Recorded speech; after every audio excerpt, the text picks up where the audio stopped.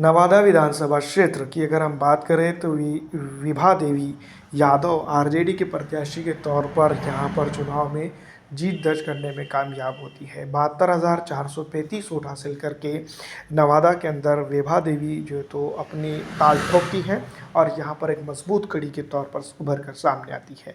34,566 vote हासिल करके Kaushal Yadav Janata Dal United के प्रत्याशी के तौर पर तीसरे नंबर पर रहती है।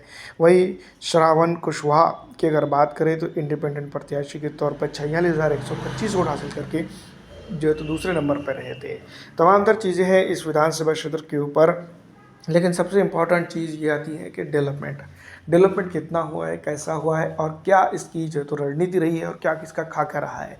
पहले तो सबसे इम्पॉर्टेंट बात ये है कि इस विधानसभा क्षेत्र के ऊपर जिस तरह की अगर बात की जाए, चाहे वो नवादा के अंदर आरजेडी हो या फिर जनता दल यूनाइटेड हो, तमाम तरह के पॉलिटिकल सिनेरियो को अगर देखें तो यहाँ पर एक चीज़ कॉमन तौर पर निकल कर सामने आती है और वो ये है कि इस विधानसभा क्षेत्र के ऊपर जिस तरह से अगर हम बात करते हैं, नवादा के ऊपर अगर हम बात करते हैं तो कई अन्य चीज़ों को लेकर इसके ऊपर चर्चा होती है। सबसे इम्पॉर्टेंट बात यह है कि आरजेडी इस विधानसभा क्षेत्र के ऊपर चुनाव तो जीत जाती है, लेकिन पिछड़ा हो, दलित हो या फिर आरक्षित समाज हो, उन तमाम तरह के तबकात को लेकर साथ में चलने की अगर बात की जाए तो उसको लेकर वो विफल हो जाती है। ये चीज़ सबसे इम्पॉर्टेंट है कि यहाँ पर डेवलपमेंट के मामलों को लेकर जनता काफ़ी नाराज़ नजर आती है, त्राहिम होती है और बेसिक तौर पर बेसिक मुद्दों को लेकर इस विधानसभा क्षेत्र के ऊपर जो है तो आरजेडी विफल होती है।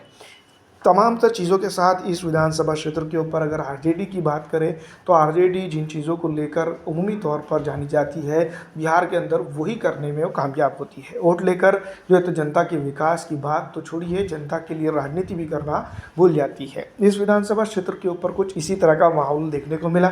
जनता इस बार बदलाव की तरफ जाती हुई नज़र आ रही है। अगर जनता नवादा के अंदर अगर देखा जाए तो बदलाव कर देती है तो काफ़ी दिक्कतें यहाँ पर हो सकती है। नवादा की अगर बेसिक तौर पर बात करें तो सिटी का एरिया आता है और सिटी के एरियाज़ के अंदर अगर डेवलपमेंट की बात की जाए तो काफ़ी कुछ हद तक के डेवलपमेंट होना चाहिए था, लेकिन उस तरह का डेवलपमेंट इस विधानसभा क्षेत्र के ऊपर देखने को नहीं मिलता है। पिछड़ा हो, दलित हो या फिर आरक्षित समाज हो, तमाम तरह के तबकात की अगर बात करें तो इस विधानसभा क्षेत्र के ऊपर एक बड़ा चैलेंज निकल कर सामने आता है। फिलहाल दोस्तों इस वीडियो में इतना ही।